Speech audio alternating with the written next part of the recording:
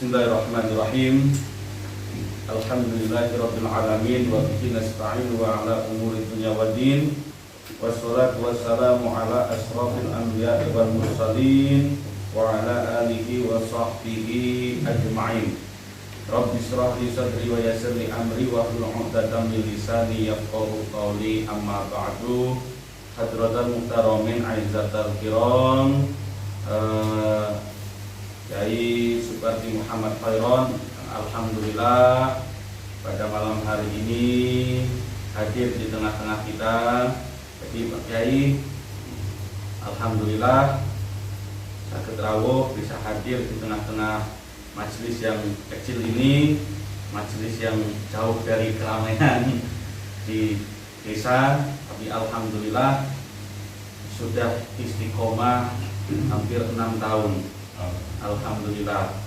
Jadi di sini kita ngaji mulai dari dulu masih banyak yang belum bisa diajak tadarusan bareng-bareng, masih mengenal huruf hijaiyah, tapi alhamdulillah barokah semangat ngaji, barokah istiqomah hadir ngaji setiap malam Selasa, seperti Pak Ishak dan yang lainnya. Sekarang sedikit demi sedikit kalau diajak tadarusan sudah ada bunyinya. Mungkin dulu ya Pak Robi, mungkin dulu kalau diajak tadarusan ini belum bunyinya. Sekarang alhamdulillah sudah berbunyi. Kayak kemudian Pak Asal juga alhamdulillah sudah ada bunyinya. Pak Joko sudah mulai lancar. Itu barokah. Semuanya semangat untuk hadir, semangat untuk memperbaiki diri, semangat untuk ngaji. Jadi walaupun sampai larut malam, kadang sampai jam 12:30 baru sampai rumah. Ya, makanya kami namai majlis ini julukannya pesantren lansia, pondok lansia. Jadi alhamdulillah. Jadi ngajinya seperti tadi Pak Kiai. Di sini kami pertama kirim doa untuk keluarga kita, orang tua kita, mbah-mbah kita yang sudah wafat, dan kita tahlilin karena kita di sini juga ingin menjaga tradisi Nahdlatul Ulama tahlilan. Dan kita di sini sebelum ngaji kita kirim doa dulu ke orang tua, mbah-mbah kita yang sudah wafat, kita tahlilin dulu.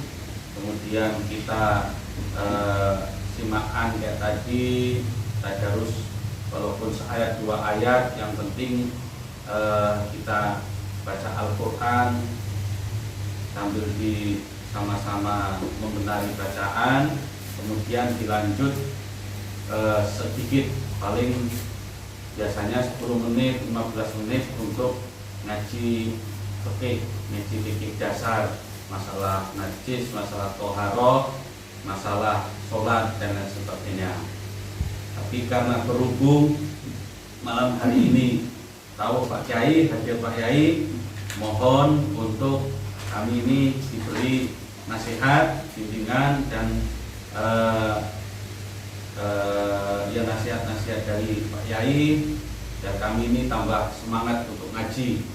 Karena ini ya Pak Kiai pertama kali hadir di tengah-tengah kita, maka mohon barokah doa, mohon barokah ilmunya untuk kita semua, agar kita ini diberikan kekuatan, diberikan keistiqomahan untuk selalu ngaji di majelis yang kecil ini. Monggo waktu dan berbalas nih, berbalasnya kita salam, berbalasnya kita berbalasnya juga baru. Kita aja, ya dikit aja. Bismillahirrahmanirrahim. Pada musannif ada kita pada ma'alamihi wa bi'anuhi wa bi'asrarihi tidarani amin ya rabbal alamin. Jamaah yang saya hormati, jadi kemarin kita lagi membahas tentang sholat berjamaah. Sedikit dilanjutkan ibarat dari kitab Fathul Qorib ini. Kami lanjutkan, kemarin kita sudah sama-sama masuk Jangan terang-terang Pak. Bisa saya belakangan lihat sini. Ini di depan yang sini lampunya. Iya lampunya. Iya. Iya. Tidak apa-apa, rekam tidak apa-apa. Jangan dia. Kalian ke sini nih yang mantul dia. Nang hidung. Bismillahirrahmanirrahim. Seperti kemarin saya ulas lagi. Wa sholatul jama'ati lirijali fil faraidi khairul jum'ati sunnatun mu'akkadatun. Adapun hukum sholat berjamaah kemarin saya sampaikan melalui kitab Fathul Qorib ini hukumnya sunnah mu'akkad indal musannifi war Rafi'i menurut pengarang kitab Fathul Qorib dan Imam Ar-Rafi'i. Wal asahu indan Nawawiyu, adapun yang asah menurut Imam An-Nawawi. Imam An-Nawawi itu muridnya Imam Asy-Syafi'i. Annaha fardhu kifayatin, yaitu hukumnya fardu kifayah. Jadi misalkan dalam suatu kampung ndak katiknian yang mensiarkan sholat jamaah, nggak ada niat orang yang berjamaah di masjid, berarti terhukumi dosa semua. Tapi misalkan sudah ada yang berjamaah di masjid, yang lainnya tidak sempat karena ada gawean, karena belum balik, masih dalam perjalanan bergawe, walaupun tidak sempat berjamaah, tapi gugurlah dimintai hukumnya untuk berjamaah. Yang penting sholat, nah itu kalau tidak udah ketinggalan sholat berjamaah, tidak sholat lah itu yang gawat. Sudah tidak jamaah, tidak sholat pula. Wa yudrik al-ma'mumu al-jama'ati ma'al imami fi ghairil jumu'ati ma lam yusallimi taslimatal ula. Wa yudrik al-ma'mumu al-jama'ati ma'al imam. Jadi makmum ini masih mendapatkan pahala berjamaah ma'al imam, bersama imam, fi khairil jumu'ati, selain jamaah sholat Jumat. Jadi makmum ini sholat wajib masih dianggap dapat pahala berjamaah, kecuali jamaah sholat Jumat malam jika belum yusallimi taslimatal ula, imam itu belum salam pertama.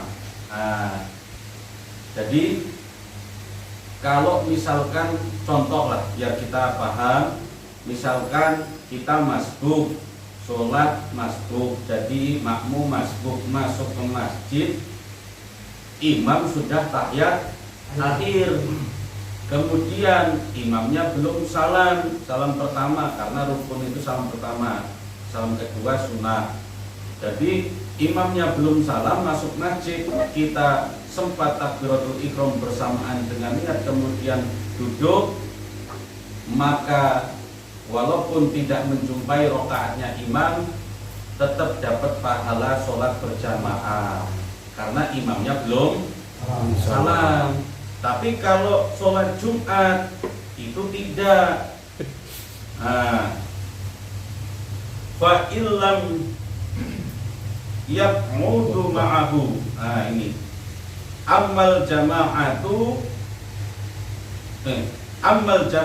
fil jumu'ati fa fardhu ainin. Adapun sholat berjamaah untuk sholat Jumat itu hukumnya fardhu ain. Kalau sholat berjamaah untuk sholat lima waktu hukumnya tadi fardu kifayah. Tapi kalau sholat Jumat berjamaah itu hukumnya fardu ain, wajib. Wala tahsulu bi aqallu min raqatin.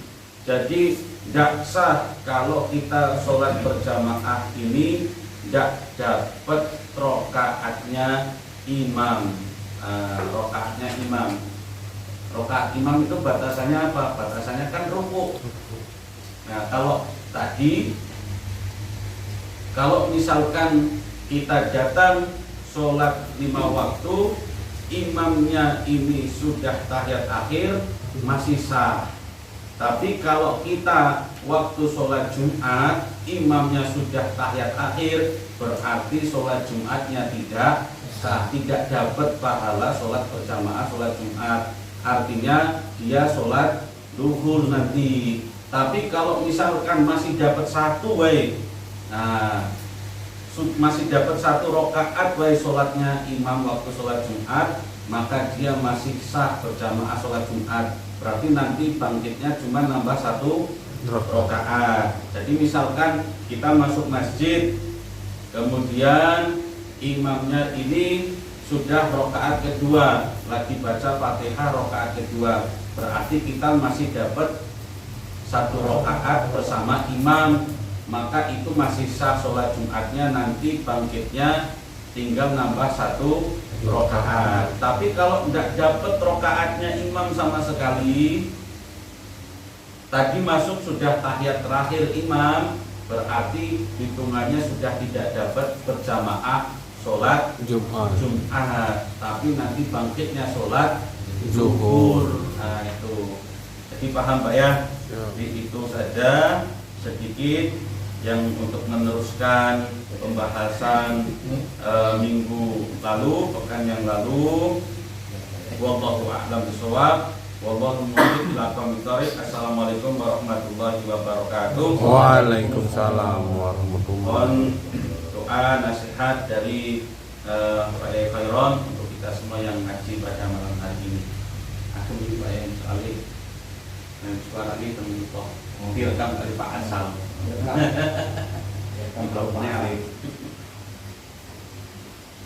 Assalamualaikum warahmatullahi wabarakatuh. Waalaikumsalam. Bismillahirrahmanirrahim. Wassalatu wassalamu ala Rasulillah wa ala alihi wa sahbihi wa man wala wa la hawla wa la quwwata illa billah. Dari yang terhormati Bapak Haji keluarganya dan jamaah anak saya ini jamaah Taliban mungkin lansia. Kami termasuk lansia. Tapi setelah mendengar keterangan Mas Bayu, kami terasa muda lagi.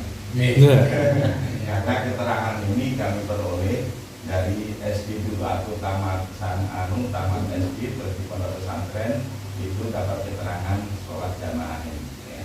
Jamaah itu kalau sholat biasa itu masih dianggap dapat pahalanya selama kita datang imam sudah tahiyat akhir, kemudian belum salam. Kita lihat imam belum salam itu walaupun kita belum duduk tapi kita sudah niat baru salam, itu sudah termasuk mendapatkan pahalanya berjamaah. Nah, yang sering terjadi ini bapak-bapak semuanya ya, kita kalau begitu datang kemudian imam itu sudah rukuk ya langsung niat ya, langsung niat, kemudian setelah niat kita ikut rukuk. Kalau kita ikut rukuk terus banyak Bismillahirrahmanirrahim usolli fardhu apa banyak dengan maghrib salah satu rakaat lagi adaan makmuman dibaca, kemudian Allah Akbar langsung bismillah langsung ikut rukuk ya. Ikut rukuk itu kemarin kami lihat ikut rukuk itu kalau kita rukuk kemudian imam masih tetap rukuk walaupun kita hanya baca bismillah saja, itu rukuk kita dianggap satu rakaat ya, dan kita dapat rakaat yang kita ikuti. Tapi kalau di persimpangan jalan, walaupun kita ikut rukuk imami sudah sami Allahu liman hamidah, itu walaupun kita rukuk tidak dianggap. Nah itu ya, paham ya Pak ya? Walaupun kita rukuk, rakaat kita itu tidak dianggap karena kita belum sama dengan rukuknya imam. Karena kita lagi mulai tegak, dia sudah sami Allah. Jadi di persimpangan jalan. Tapi kalau Allah Akbar kita rukuk imam masih tetap rukuk, itu rukuk kita, rakaat kita yang bareng imam itu dianggap satu dapat rakaat ya itu. Nah, yang terakhir sholat Jumat tadi Mas Bayu ya, kalau kami paham itu tadi ya. Kalau sholat biasa itu pokoknya belum salam itu sudah dianggap dapat jamaah sholat. Sholat jamaah ya Pak ya, kalau sholat biasa. Tapi kalau sholat Jumat karena jamaahnya itu wajib harus mendapat 1 rakaat penuh ya. Kalau tidak dapat 1 rakaat penuh ya, hitungannya 1 rakaat tadi begitu tadi ya. Kalau kita rukuk, imam masih rukuk, itu dapat 1 rakaat penuh. Nah umpamanya kita ketinggalan 1 rakaat itu sudah yang rakaat terakhir itu ketinggalan, itu lain ceritanya. Tidak dianggap ya, tidak dianggap. Sehingga ada, kami masih ingat begini Ustaz Bayu ya. Nanti kalau kita kejadian, kita datang imam sudah pokoknya ketinggalan 2 rakaat sama sekali tidak dapat fadilahnya 1 rakaat terakhir tadi sudah tidak dapat. Apa sudah rukuk, apa sudah sami Allah, atau sudah tahiyat, kita langsung usolli fardhu jumati rakaataini mustaqbilan berarti adaan makmuman lillahi ta'ala. Kita karena tidak dapat 1 rakaat, kita tadi di keterangan Mas Bayu tadi, kita tidak dianggap rakaat kita. Tapi kita tetap neruske duhur ya. Jadi karena rakaat kita tidak dianggap, kalau dapat 1 rakaat tinggal nambah 1 rakaat yang disampaikan Ustaz Bayu. Tapi kalau rakaat kedua sudah tidak dapat sama sekali ya, jadi itu kita niat sholat Jumat tapi neruskan zuhur. Sehingga ada kata-kata begini, sholat wala nawa wala sholat. Pernah dengar bapak-bapak? Nawa wala sholat, sholat wala nawa. Artinya nawa itu niat, wala sholat dia niat tapi tidak sholat, sholat tapi tidak niat. Itu makanya ingat waktu kecil itu kata-kata begitu Pak. Nawa wala sholat, kita niatnya sholat Jumat, tapi karena kita tidak sedapat 1 rakaat terakhir, sehingga kita tidak jadi sholat Jumat seolah-olah. Kita sholat duhur tapi niatnya sholat Jumat. Nawa wala sholat, sholat wala nawa. Niat tidak sholat, sholat tidak niat. Itu jadi keterangan kitab-kitab yang istilah Mas Bayu. Di keterangannya ya sami ini. Jadi itu kalau paham ya Pak ya kira-kira. Paham. Jadi itu saja mungkin Mas Bayu ya. Jadi memang kejadian sampai 1 rakaat kalau tidak dapat di waktu sholat Jumat, itu niatnya Jumat tapi terusnya 4 rakaat duhur. Tapi kalau dapat 1 rakaat sama imam, kita tinggal membaik 1 rakaat. Paham Pak ya? Paham. Ngaji dulu ini insya Allah mudah-mudahan paham. Kemudian ya jangan dipraktekkan. Tinggallah nggak praktek. Kalau praktekkan jadi gagal, jadi kebiasaan mulanya praktek. Agak repot juga kan, 4 rakaat kan agak repot juga kan, agak berat ya. Jadi kalau bisa datang awal, kemudian baca zikir karena memang itu untuk kesunatan yang awal. Itu saja mungkin yang kami sampaikan. Kami terima kasih di samping ini dan itu ya. Tadi di Al-Quran ini menerangkan Nabi Nuh itu karena dan syakur termasuk banyak Nabi yang syukur ya, banyak syukurnya. Waktu awal-awal itu namanya Nabi Nuh itu adalah Abdu Syukur ya, Abdu Syukur ya Ustaz ya. Kalau tidak salah Nabi Nuh itu aslinya Abdu Syukur ya. Diberitakan Abdu Syukur karena banyak syukurnya kepada Allah, jadi namanya Abdu Syukur. Disebut Nuh itu wong yang nangis. Apa kok nangis? Sebabnya dia itu pernah mencela anjing.